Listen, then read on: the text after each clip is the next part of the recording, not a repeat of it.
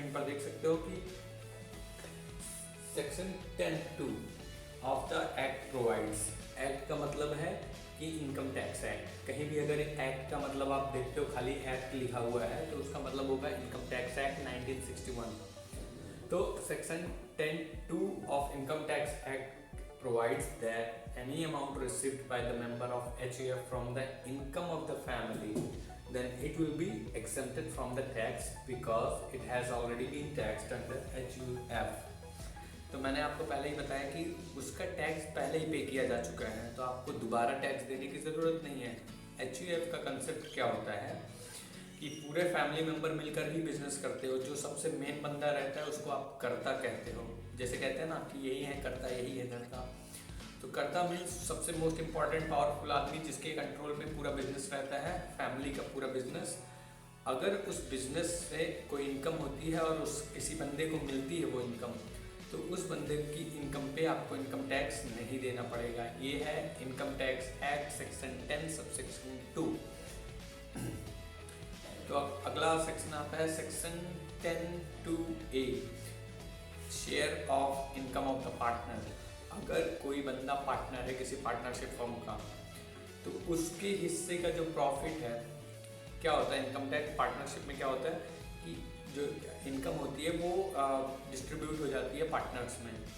तो जब किसी पार्टनरशिप फर्म का टैक्स पे हो चुका है, इनकम आ चुकी है, सपोज 1 लाख इनकम है, 2 पार्टनर से, दोनों में 50,000 डिवाइड हो गया, तो उस 50,000 पे आपको टैक्स देने की ज़रूरत बिल्कुल भी नहीं है। जैसा कि आप अपने स्क्रीन पर देख पा रहे होंगे कि share of the income of a partner of a partnership firm is exempted from the tax as it has already been taxed under partnership firm। तो ये भी आप देख रहे हो कितने तरीके हैं जिन पे आपको टैक्स नहीं देना पड़ रहा है। बहुत सारे ऐसे तरीके हैं, टोटल 94 तरीकों में आपको टैक्स देने की ज़रूरत नहीं है। कुछ और काम देखते हैं कि और कौन कौन से ऐसे इंपॉर्टेंट हैं। तो अगला इंपॉर्टेंट फैक्टर है section 10 subsection 10(d), payment received under LIC policy. LIC policy ये सुनते ही पूरा LIC आप कराने चल मत जाना, इसमें भी थोड़ा सा एक झोल है। तो और कौन सा पैसा है जिस पे हमें टैक्स नहीं देना पड़ेगा, तो वो पैसा है इंश्योरेंस पॉलिसी से मिलने वाला पैसा।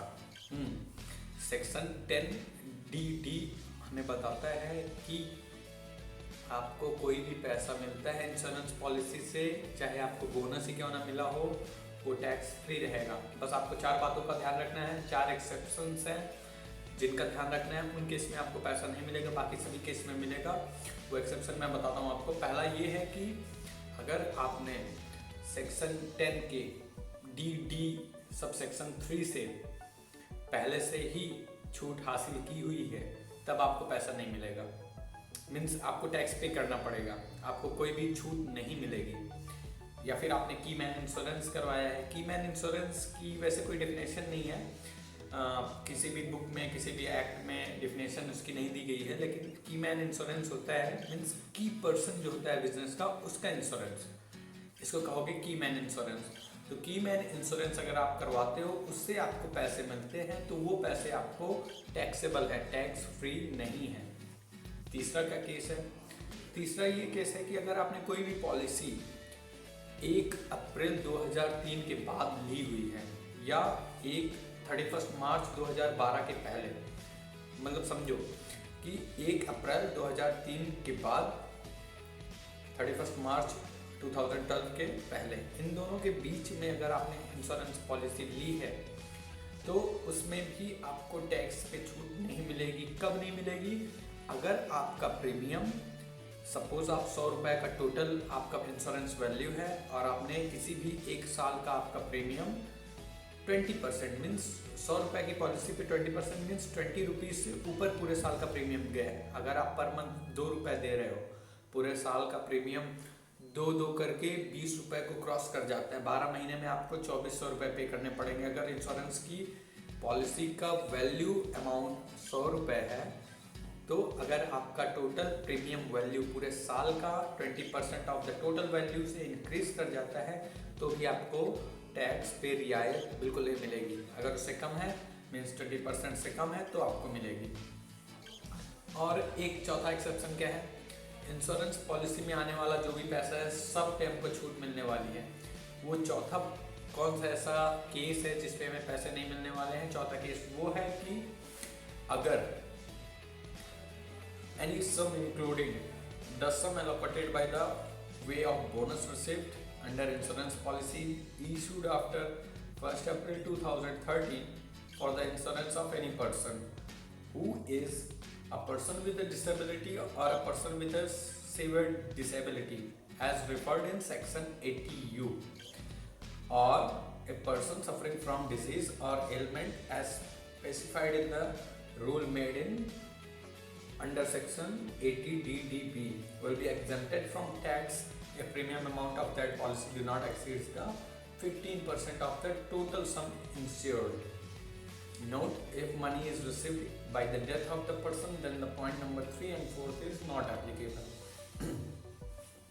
और क्या कहता है इनकम टैक्स एक्ट का ये सेक्शन एक बात और ये कहता है कि अगर किसी बंदे की इंश्योरेंस पॉलिसी है वो फिजिकली चैलेंज्ड है और उसका इंश्योरेंस प्रीमियम पूरे साल का 15% से एक्सीड कर जाता है टोटल वैल्यू से प्रीमियम, तब आपको टैक्स नहीं देना पड़ेगा।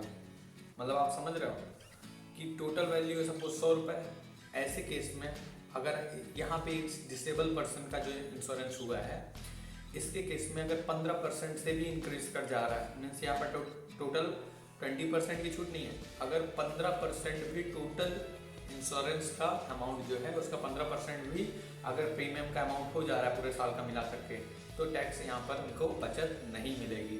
बाकी सभी केस में इंश्योरेंस पॉलिसी अगर आप करा के रखे हो तो आपको मिलना ही मिलना है, छूट मिलना है, इनफैक्ट आपको टैक्स ही नहीं देना है, आपको कुछ देना ही नहीं है। कितनी अच्छी बात है। और क्या कहता है ये सेक्शन 10 और किन किन चीज़ों पे छूट देता है? तो भाई एक जन और है जिनको बहुत ज़्यादा छूट मिलती है, वो है मेंबर ऑफ पार्लियामेंट। अगर आप मेंबर ऑफ पार्लियामेंट हैं तो आपको रियायत ही रियायत मिलने वाली है। जैसे कि आप अपने स्क्रीन पर देख सकते हो कि daily allowance received by any person by reason of his membership of parliament or of any state legislature or of any committee thereof, any allowance received by any person by reason of his membership of parliament under the members of parliament constituency allowance rule 1986, any constituency allowance received by any person by reason of his membership of any state legislature under any act or rule made by state legislature is exempted from tax। तो आप देख रहे हो कि अगर आप member of parliament हो या किसी कमेटी के मेंबर हो, ऐसी किसी कमेटी के मेंबर हो या मेंबर ऑफ पार्लियामेंट हो, तो आपको जो डेली अलाउंस मिलने वाला है कि आपका ट्रैवलिंग एक्सपेंस, फूड एक्सपेंस, इस तरीके के जो भी बहुत सारे एक्सपेंस मिलते हैं वो सारे के सारे टैक्स फ्री होते हैं। बाकी जनरली जो अलाउंस मिलते हैं वो टैक्सेबल होते हैं। जो नॉर्मल बंदे को कोई कंपनी में अगर बंदा काम कर रहा है और उस समय कोई अलाउंस मिलता है तो वो अलाउंस पे टैक्स देना पड़ता है, ऐसा नहीं होता है कि टैक्स फ्री रहता है। लेकिन अगर आप मेंबर ऑफ पार्लियामेंट हो तो आपको टैक्स देने की ज़रूरत नहीं है, पैसे आपके ऊपर बरसते ही रहेंगे। तो try to be a member of parliament but a good one. अगला क्या हम लोग कवर करने वाले हैं, और से कौन से अमाउंट पे हमें टैक्स नहीं देना पड़ेगा। तो ये जो पॉइंट है ये मुझे बहुत ही सही लगता है कि अगर आपके परिवार में किसी ने परम वीर चक्र हासिल किया है, वीरता का पुरस्कार है परम वीर चक्र, इस टाइप के कोई भी गैलेंट्री अवार्ड अगर आप विनर हो तो आपका तो टैक्स फ्री है ही है वो अवार्ड। साथ ही साथ अगर आपकी फैमिली में किसी को पेंशन भी मिल रही है तो उस पेंशन पे भी आपको टैक्स नहीं देना पड़ रहा है। मतलब समझ रहे हो, अगर आप परमवीर चक्र से सम्मानित हो या फिर आप वीर चक्र से ही सम्मानित हो या फिर किसी अदर गैलेंट्री अवार्ड से सम्मानित हो, उसके अवार्ड में आपको मिलता है कितने भी रुपए मिले तो वो रुपए सारे के सारे टैक्स फ्री होंगे। साथ ही साथ आपकी फैमिली को एक रियायत और मिल जाएगी कि आपकी फैमिली को मिलने वाली पेंशन टैक्स फ्री हो जाएगी। तो आप अपने स्क्रीन पर देख सकते हो कि section 10(18) pensions to award winners, pension received by any individual which has been in the service of the central government or state government and has been awarded Paramveer Chakra, Mahavir Chakra और वीर चक्र or such gallantry awards, family pensions received by any member of the family, such award winner is exempted from tax। तो मतलब समझ रहे हो कि वो कहीं पे भी स्टेट गवर्नमेंट या फिर सेंट्रल गवर्नमेंट का एम्प्लॉय होना चाहिए, और तभी वो होगा तो ही तो उसे परमवीर चक्र मिलेगा, और उस परमवीर चक्र के विजेता के पूरे परिवार को आप कोई भी पेंशन पे आपको टैक्स नहीं देना पड़ेगा, और जो उसको अवार्ड के रूप में पैसे भी मिलेंगे तो उस पैसे पर भी उसे कोई टैक्स नहीं देना है। ये बहुत ही अच्छा एक इनिशिएटिव था इनकम टैक्स एक्ट 1961 के जरिए। अब आगे देखते हैं कि और कौन सी ऐसी इनकम है जिसमें हमें टैक्स नहीं देना पड़ेगा। तो अगली इनकम है कि डिविडेंड्स डोमेस्टिक कंपनी पे डोमेस्टिक मीन्स घरेलू व्यापार बढ़ाने के लिए इनकम टैक्स एक्ट 1961 ने ये एक रूल पास किया कि अगर आप डिविडेंड देते हो और आप एक डोमेस्टिक कंपनी हो, जो आपको इनकम ड्राइव किए हो उसमें से आप डिस्ट्रीब्यूट कर रहे हो डिविडेंड को, तो उस डिविडेंड पे आपको पैसा देने की ज़रूरत नहीं है, टैक्स देने की ज़रूरत नहीं है। आपको टैक्स मिलता है तो आपको टैक्स देने की ज़रूरत नहीं है, पैसा मिले तो भी। तो आप देख सकते हो अपनी स्क्रीन पर कि सेक्शन